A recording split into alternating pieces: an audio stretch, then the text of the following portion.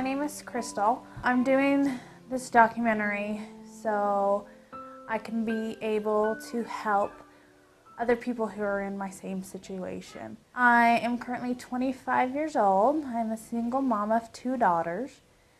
My oldest daughter is Brianna and she will be 10. And my youngest is Karma and she just turned 3. I'm the youngest of 3 children. I have an older brother, Michael, and an older sister, Amber. I can remember that we lived in upper middle class. You know, we were always put into sports. Started around age 8 when I got into fast pitch softball. My dad was on a softball league. My aunt was on the softball league for the University of Utah.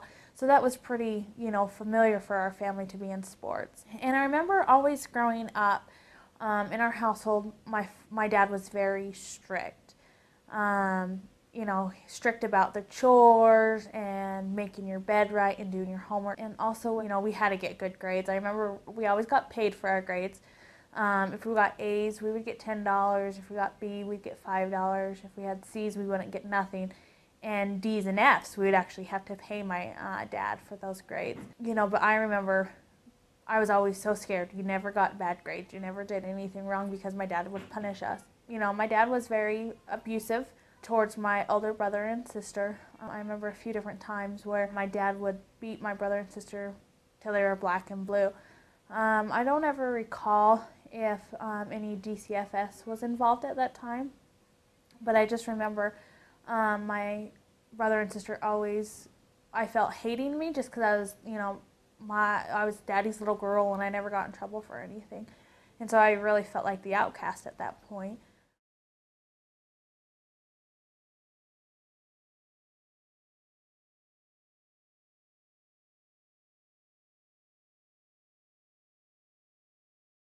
The first time he told me to go into his room, he said, "You need to take off your clothes and get on top of me." And so I did. I remember feeling a little weird at that time, but I didn't think it was anything that shouldn't be happening. That went on for, quite a while. I don't know can't remember exactly how long that went on. But eventually the abuse just kind of stopped in that way. I never talked about it. I never said anything about it. And so it was kind of like a secret that I was holding inside.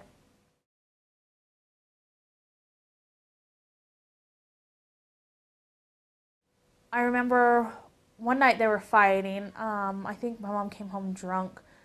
And I walked out into the hallway and I saw my dad carrying a knife. And he told me to get back into my room, and so I did. And I was like, God, what is going on? So I tried to lay there, and then all of a sudden, I heard some commotion and, people talking. So I looked outside and saw an ambulance there, and I saw my mom climbing up into the ambulance. And they drove away. A few minutes later, my dad came in and said, Mom's sick.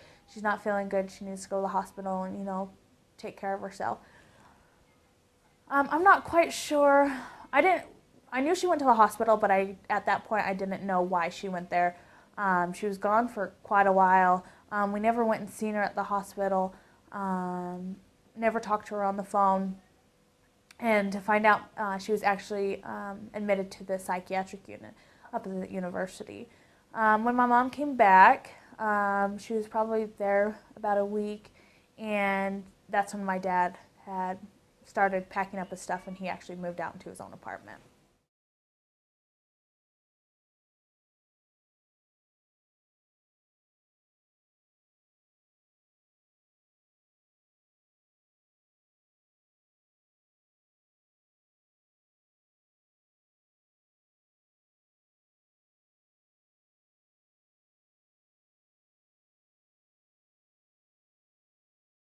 We have a brother that's older than us, but he passed away in '95. That was hard for me. It was probably hard for her too. I don't know. She wasn't very emotional then.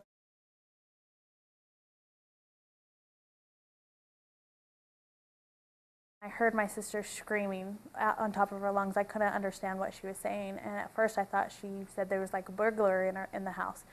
And so I grabbed my baseball bat and I ran down the hall because I was going to beat the crap out of whoever was in the house. And I just remember her saying, Michael's dead, Michael's dead. And I'm like, what do you mean? Calm down, calm down. And he was blue, purple, pus coming out of his mouth, eyes were bloodshot. You know, he was dead, and I knew that. I remember them calling my mom at work, and the first thing she said is, what happened to Michael? And I'm like, he's dead. And I remember she having a nervous breakdown, and she couldn't really handle herself. After that is when my mom completely fell off. She wouldn't get out of bed, and that went on for months. She tried to commit suicide by taking a whole bunch of pills. You know, and I just remember her saying that she wished that we would have died instead of her son. On May 5th, that was my birthday, and that's when we buried my brother. And ever since then, birthdays for me, I really didn't have a birthday. It was more the morning of my brother. And so I remember one year I wanted a birthday party, and my mom told me I was selfish because, you know, it shouldn't be a time of celebrating, it's a time of mourning.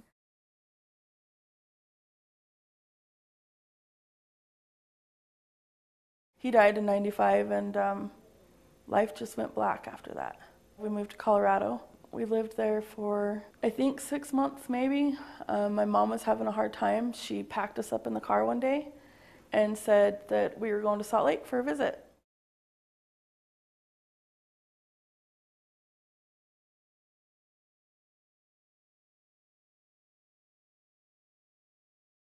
When we passed Salt Lake, I was like, what's going on here? What? So we're not just going to go see Grandma. We're going somewhere. So we didn't know until we were there.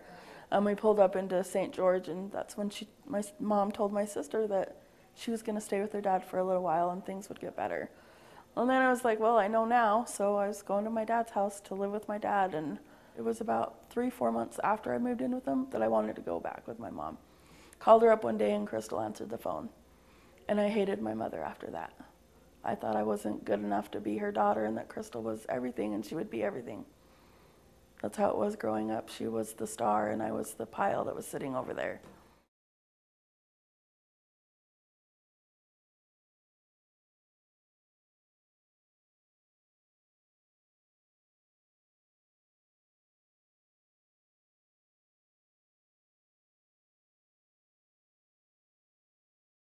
My aunt on my dad's side had been calling continuously that day. And she's like, well, is your mom there? I said, no, she's not home yet. And she goes, okay, well, when she gets there, have her call me. I said, okay. And she called about 4 or 5 times that day. And I thought it was kind of weird that she was calling that much. I'm like, are you sure, are you sure there's nothing that I can help you with?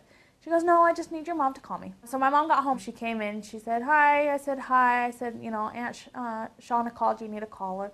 She goes, okay, do you know why? So she wouldn't tell me why. Just give her a call. And so, she said, okay. She shut my door. I was, doing homework. And my mom came in and she goes, I have to tell you something. I'm like, okay, what? And she goes, your dad died.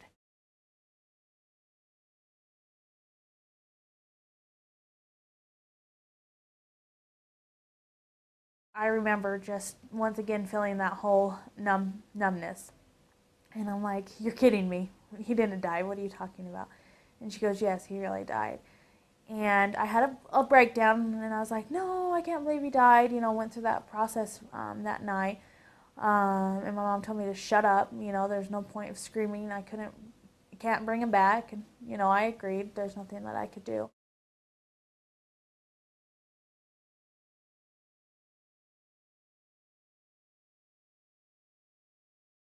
So after my dad died is when I remember I was in junior high.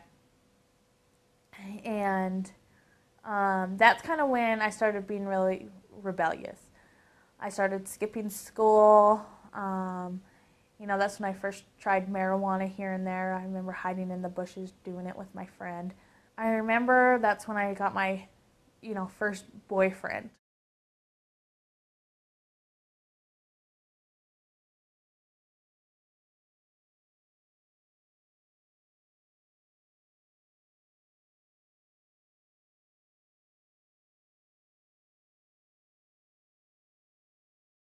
I started not being at home as much, started going with friends, sleeping over at their houses, kind of staying there for weeks upon weeks at a time. My mom, she was doing her own thing. She was out all the time.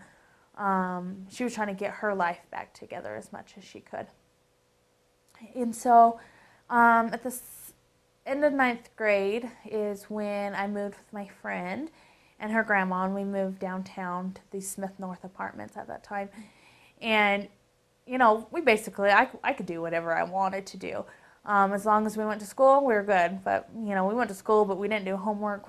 I remember we'd come home, we'd have parties and just, smoke weed and, get into that whole situation.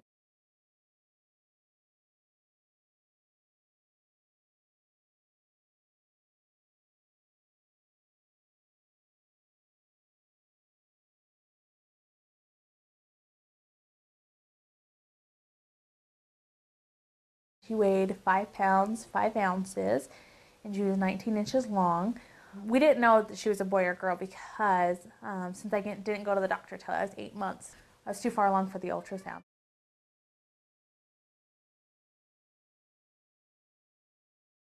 For the first 6 months, I was doing pretty good. I went to the teen mom school. I was working at Walmart.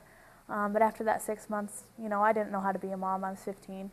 And my mom started being her mom.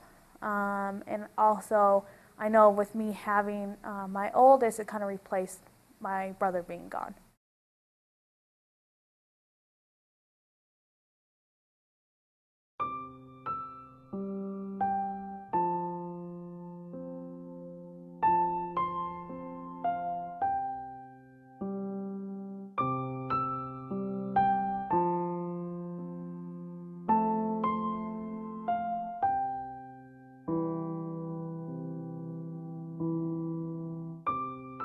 So at 15, I met this guy, and once again, he was a lot older than I. He was 25 at the time, and he was a bad boy. He had the bad boy image, the tattoos. He was in gangs. He had the nice cars, a lot of money, and that intrigued me quite a bit.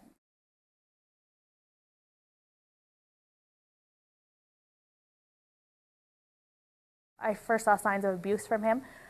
He would hit me once in a while, and he would say, "Oh, I love you. I won't do it again. I promise." And being that young, at 15, and wanting like a dad and wanting someone just to love me for who I was okay with that. I just had a child. Who would want a 15-year-old with a child? And I would look at it as he wanted me.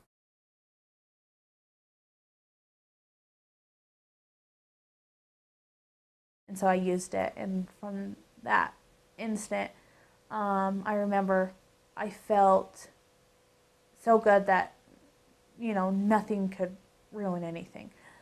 And then I remember the next day I got really really sick. I started throwing up. I didn't feel good. I didn't sleep all night. I was up playing video games, staring at a TV for hours upon hours. Didn't go to the bathroom. Didn't. I just remember my mouth being really dry.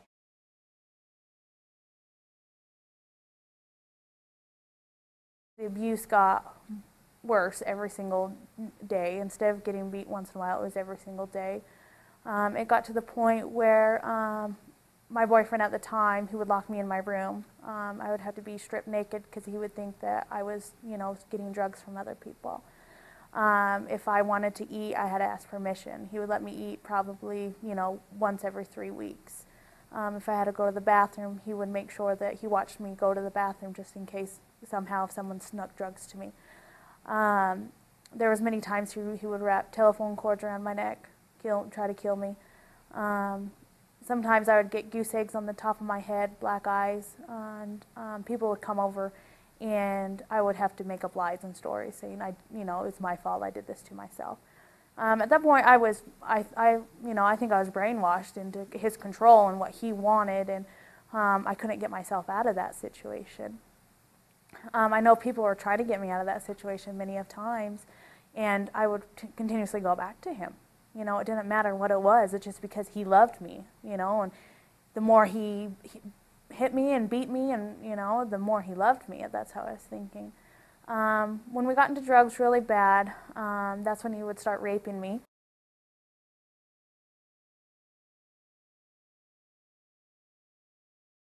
Just because, he said I'm his property. For me, I felt like I was tortured a lot. He branded me in many ways, would take torch guns to me and light my skin on fire and just really have a lot of control. We were getting in a lot of trouble with the U.S. Marshals and the federal cops and things, and he finally went to federal prison. When he went to federal prison, that's when I finally got away, and I said, this is enough.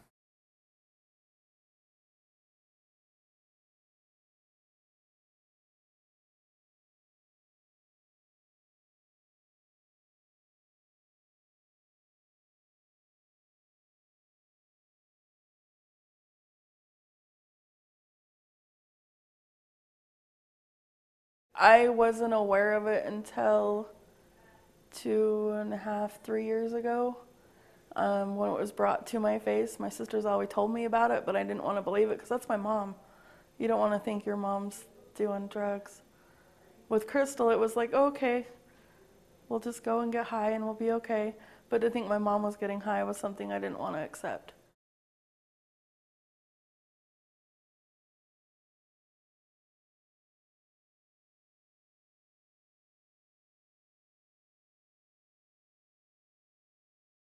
I remember I would take my oldest Brianna, when my mom would let me take her, I would take her to the drug dealer's house to get drugs, and I didn't care, about her at all.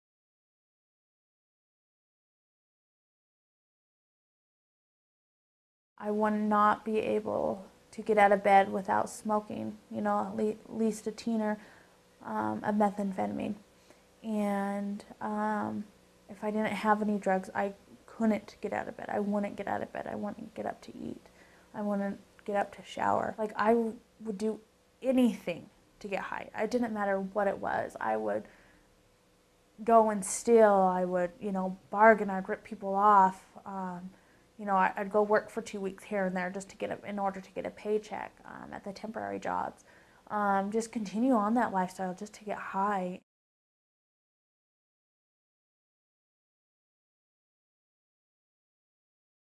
We all knew each other from previous before, and we were together about a year doing the same things, stealing, robbing.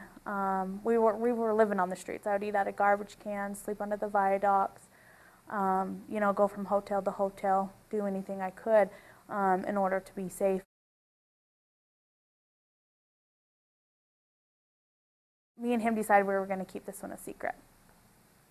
And so I kept it a secret for a little while, but then I eventually told people, hey, I'm pregnant, and I used throughout my whole pregnancy.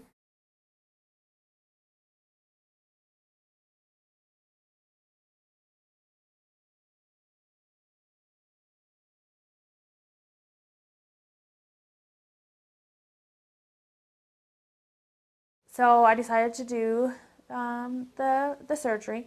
I was just a little bit over 6 months pregnant, and they removed my left ovary and fallopian tube. My pregnancy, I still used. I continue to use.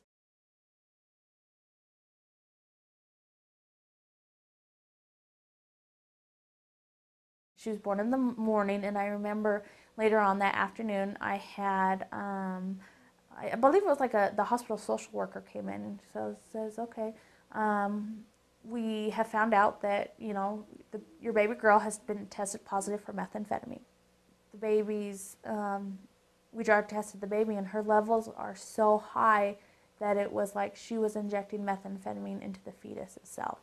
That's when Child Protective Services came in the next morning, and they sat down with me and the social worker at the hospital and the CPS worker and said, okay, listen, you need to, tell me what your history is of substance abuse. And once again, I lied, and, that's when it really hit me that, I was in this spiral of addiction, and I didn't care who I was hurting.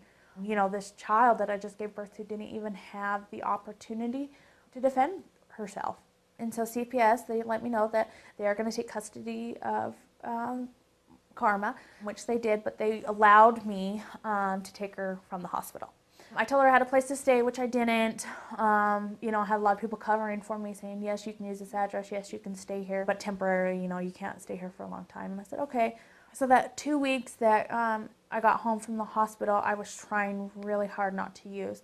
Karma's dad at the time was using, and the people who I was staying with was using. I was fighting it, and he would be gone all the time. And, I just felt like abandoned once again. I remember Karma, babies sleep a lot, but she would sleep all the time. I would have to force her to wake up just to eat, and it was probably a lot to do with the withdrawal symptoms that she was going through.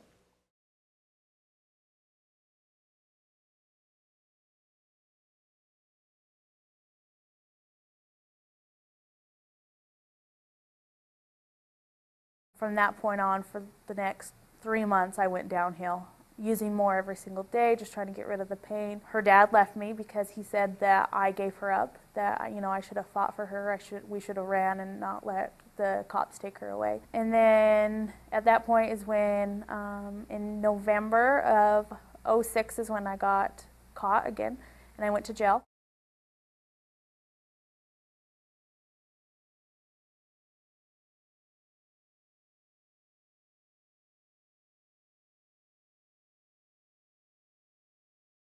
It completely changed my life. I learned how to live again and how to love myself and how to grow. The first few months while I was at Odyssey House, I was going on my weekly visits to go see my kids, having my family team meetings, being proactive in getting my kids back.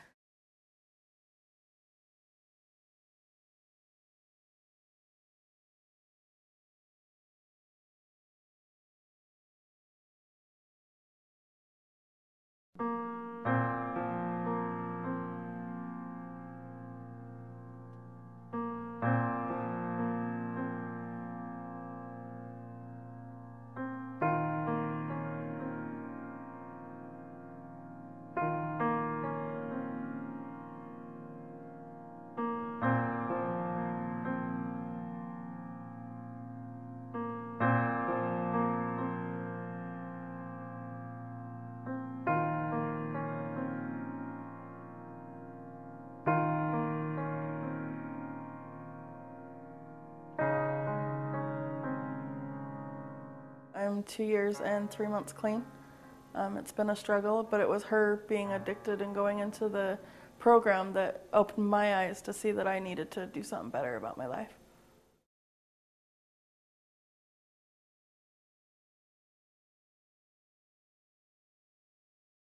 They actually trust me now, and they can actually call me their mom, and that's the best thing. I just want to tell people out there who have that addiction that you can overcome that, and that you might be holding secrets inside, but there's somebody out there who would be willing to help you and listen to you, and that you don't have to live that lifestyle anymore. It's hard to get out of it, but you are a better person. And all you have to do is ask for help, and if you're willing to ask for help, that you can get that help.